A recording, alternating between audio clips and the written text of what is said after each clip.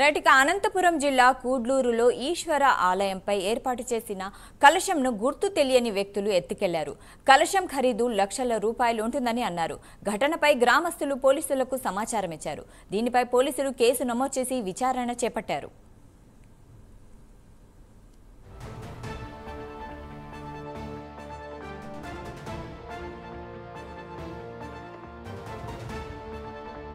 కాలేదు. ఇప్పుడు మన బుధవారం ఏమో జరిగిందంటే తీసుకుపోయినా మాకేం పని వెళ్ళిపోయినవి తెలియదు.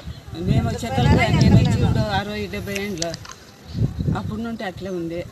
అది 6 ఏండ్లు అయింది. అది ఈశ్వరుని కంపూర్ అది పోయినాక ఇది పోయింది కాలేదు. ఇప్పుడు మన బుధవారం ఏమో జరిగిందంటే తీసుకుపోయినా మాకేం పని వెళ్ళిపోయినవి తెలియదు. మేము చెక్కలు నేను వచ్చి 60-70 ఏండ్లు అప్పుడు నుండి అట్లే ఉంది. అది 6 ఏండ్లు అయింది. అది ఈశ్వరుని కంపూర్ అది పోయినా.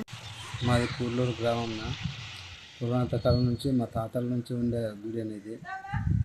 ఇది బుధవారం నైట్ 12 గంటల మధ్యలో చేసినారు. మాది నైటు ఫస్ట్ శివలింగం ఎత్తుకుపోయినారు.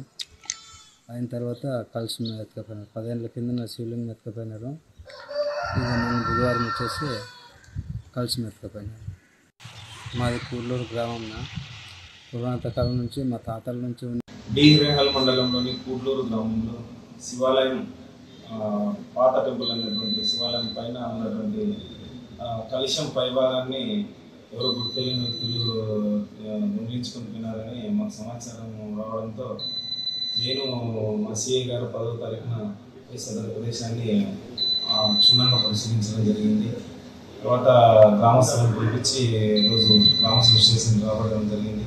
వారితో కంప్లైంట్ తీసుకొని కేసు రిజిస్టర్ చేస్తున్నాము.